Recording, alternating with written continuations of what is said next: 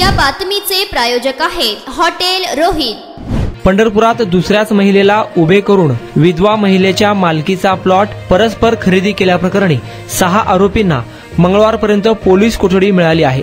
न्यायालयाच्या आदेशानंतर पोलिसांनी हा गुन्हा दाखल केला होता।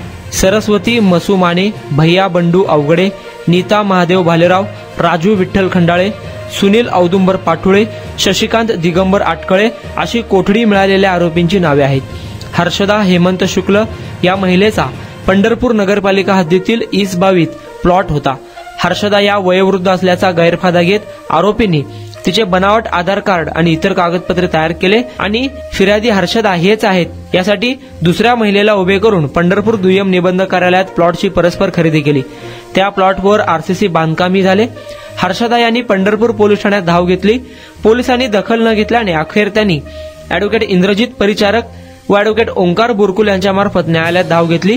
दोन्ही वकिलांचा युक्तिवाद ग्राह्य धरून न्यायदंडाधिकारी श्रीमती के.जे. खोमणे यांनी आरोपींवर गुन्हा दाखल करण्याचे आदेश दिले होते। त्यावरून विधवा महिलेच्या प्लॉटची परस्पर खरेदी करून फसवणूक केल्याप्रकरणी 6 जणांना मंगळवारपर्यंत पोलीस कोठडी मिळाली आहे।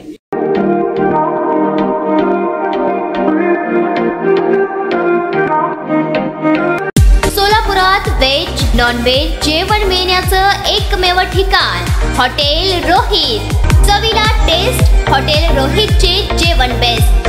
बर्थडे पार्टी, कार्यक्रम, विविध पार्टींचे ऑर्डर्स ही स्वीकारले जातील। ग्राहकांसाठी खास पार्सलची सोय।